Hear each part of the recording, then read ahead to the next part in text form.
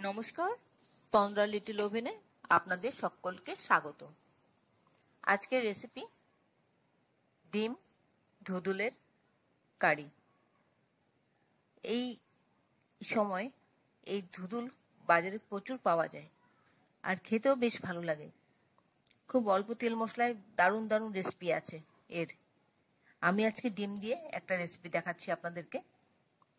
আসুন তাহলে দেখিনি কিভাবে করতে হবে এই রেসিপিটা। এখানে আমি দুটো ধুদুল নিয়েছি। এই ধুদুলগুলি আমি ভালো করে ধুয়ে পরিষ্কার করে নিয়ে এসেছি। আর এই ধুদুলের সাথে আমি দেবো যে যা যা জিনিস, সেগুলো হলো এখানে আলু আছে একটা, আর আছে ডিম একটা, কাঁচা লঙ্কা, পেঁয়াজ, 2 কোয়া রসুন। এছাড়া আর যা যা লাগবে আমি ধীরে ধীরে বলবো। এই ধুদুলটাকে প্রথমে আমি কিভাবে কাটবো সেটা দেখে নিচ্ছি। ধুদুলের দুধা কেটে বাদ দিয়ে দেব। তারপর অনেকে কি করে, এই খোসাটা ছাড়ায় না, উপর থেকে একটু ঘষে নেয় চামড়াটা। আমি কিন্তু খোসাটা ছাড়াবো। আমি একটা ভেজিটেবল পিলারের সাহায্যে এইভাবে খোসাটা ছাড়িয়ে নিচ্ছি। খোসা ছাড়িয়ে রান্না করতেই আমার বেশি ভালো লাগে। আপনার যেভাবে পছন্দ আপনি সেভাবে কেটে নেবেন। এই ধুদুলটাকে এক এক জায়গায় এক এক রকম বলে। কেউ তুরুল বলে, কেউ ধুদুল বলে, কেউ কেউ কেউ আবার তরুই বলে। এক এক জায়গায় এক একটা বলে। আর ইংরেজিতে বলে স্পঞ্জ কার্ড। আমি খোসাটা ছাড়িয়ে নিয়ে আসলাম। এবার কিভাবে কাটবো সেটা দেখুন। কাটাটাও কিন্তু এক একজন এক এক রকম কাটে। কেউ গোল গোল করে কাটে, চাকচাক করে। আমি কিন্তু গোল করে কাটবো না। আমি মাঝখান দিয়ে একটু চিড়ে নেব। চিড়ে নিয়ে তারপর টুকরো টুকরো করব। একটু মোটা করে টুকরোগুলি করব, খুব বেশি মোটা না। দেখুন আমি কাটছি, আপনারা নিশ্চয়ই বুঝতে পারছেন। দেখুন ঠিক এরকম মোটা মোটা করে এভাবে আমি সবটা কেটে নিচ্ছি। আপনারা আপনাদের পছন্দ মতন করে কেটে নেবেন। তুরুলটা আমার কাটা হয়ে গেল। এবার এর মধ্যে যেগুলো দেব সেগুলো কেটে নিয়ে এসেছি। আলুটা দেখুন এরকম ডুমো ডুমো করে কেটেছি। আর এখানে টমেটো কেটেছি একটা, আর কাঁচা লঙ্কাটা 2 টুকরো করে নিয়েছি। আর পেঁয়াজটাকে এবার কুচু করে নিচ্ছি। এবার আমি পেঁয়াজটাকে কুচি করে নিচ্ছি। আমি ফাইনলি চপ করে নিচ্ছি। আপনারাও এরকম পেঁয়াজটাকে কুচি করে নেবেন।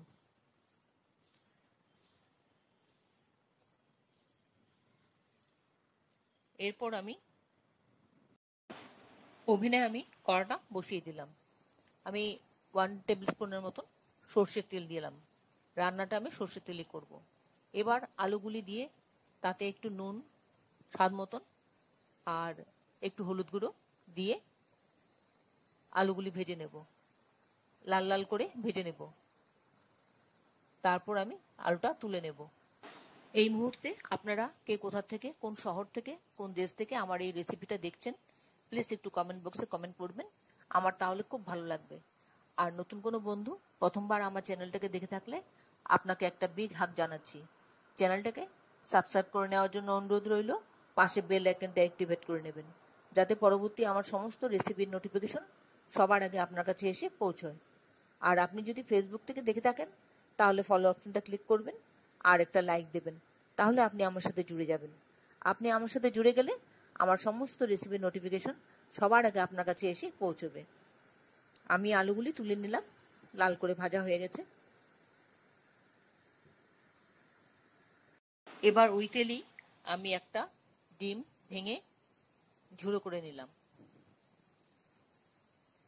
এর মধ্যে একটু নুন দিয়েছি স্বাদ মতন, দিয়ে ডিমটাকে ভালো করে ভাজা ভাজা করে নিচ্ছি ঝুড়ো করে। আপনারা যারা এখনো পর্যন্ত আমার চ্যানেলটাকে সাবস্ক্রাইব করেননি, ঝটপট সাবস্ক্রাইব করে নিন। আপনাদেরকে আমাদের মাঝে দেখতে পেলে আমাদের খুব ভালো লাগবে।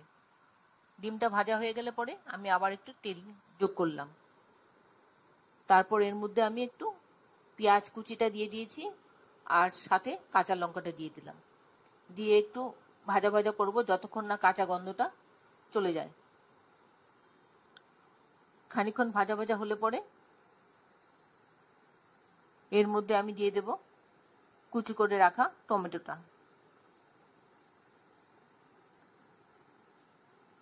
টমেটোটা দিয়ে খানিকক্ষণ আবার একটু নাড়াচাড়া করব, করে এর মধ্যে আমি এবার একটু নুন দিয়ে দেব। নুনটা দিয়ে দেবো এর জন্য যাতে টমেটোটা তাড়াতাড়ি গলে যায়।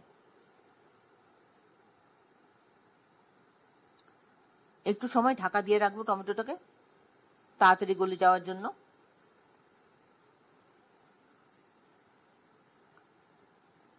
1 মিনিট বাদে ফিরে আসছি। 1 মিনিট বাদে ফিরে এলাম। এবার নেড়ে দেখছি টমেটোটা কতটা গললো। খানিকটা নরম হয়ে গেছে, আর একটু নাড়াচাড়া করে নিচ্ছি।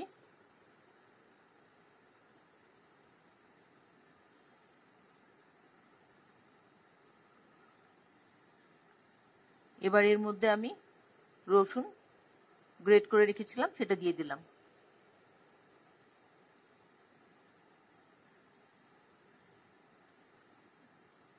আর দিলাম জিরে গুঁড়ো 1 চা চামচ, আর একটু হলুদ গুঁড়ো দিলাম হাফ টিস্পুনের থেকে কম।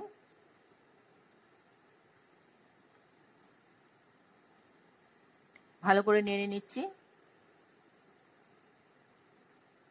মশলাটা একটু ভাজা ভাজা যখন গন্ধ বেরোবে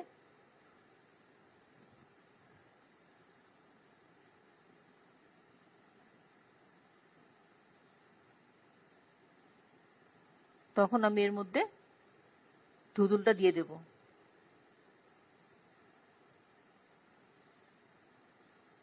ধুদুলটা দিয়ে ভালো করে আবার মিশিয়ে নেব। সামান্য একটু নুন দেব যাতে তাড়াতাড়ি করে নরম হয়ে যায়।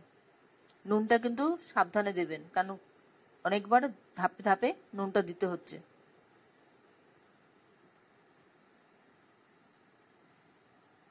এবার ভালো করে মিশিয়ে নিয়ে একটু সময় ঢেকে রাখবো যাতে নরম হয়ে যায়।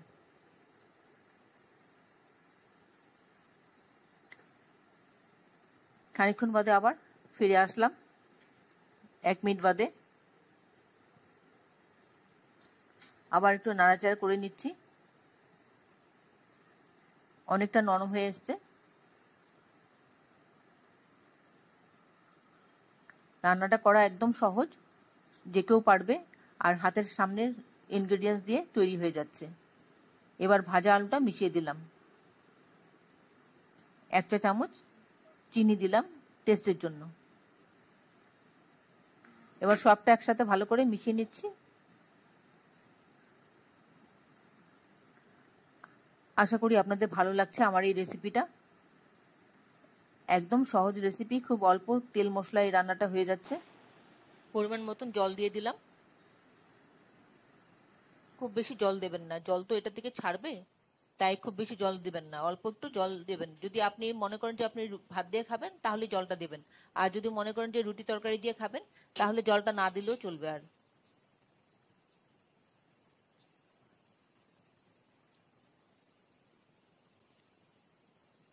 যদি ভালো লেগে থাকে আমার এই রেসিপিটা তাহলে অবশ্যই একবার এভাবে বানিয়ে খাবেন। এবার ডিমের ঝুড়োটা দিয়ে দিলাম। আর ভালো লাগলে একটা লাইক দেবেন, আর বন্ধুদের সাথে অনেক অনেক শেয়ার করবেন যাতে অন্যরাও এভাবে তৈরি করে খেতে পারে। খুব সামান্য মশলায় সামান্য তেলে এই রান্নাটা যে কেউ খেতে পারে। এবার একটু সময় ফুটবে, ডিমের গন্ধটা বেরোচ্ছে, একটু উপর থেকে একটু গরম মশলা দিয়ে দিলাম। আমার রান্নাটা কিন্তু হয়ে এসছে। ডিমটা দিয়ে বেশিক্ষণ কিন্তু ফোটাবো না, অল্প সময় একটু জাস্ট একটা উতলন আসবে তখনই গরম মশলাটা দিয়ে ভালো করে মিশিয়ে গ্যাসটা অফ করে দিয়ে নামিয়ে দেব।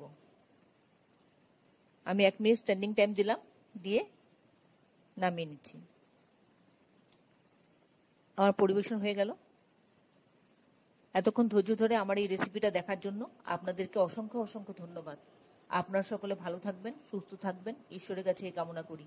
আর এই ধরনের নতুন নতুন রেসিপি দেখতে আমার চ্যানেলটাকে সাবস্ক্রাইব করে নেবেন, পাশের বেল আইকনটা অ্যাক্টিভেট করে নেবেন। তাহলে আসি বন্ধু, আবার দেখা হবে পরে অন্য কোনো এক রেসিপিতে। ভালো থাকবেন সবাই, নমস্কার।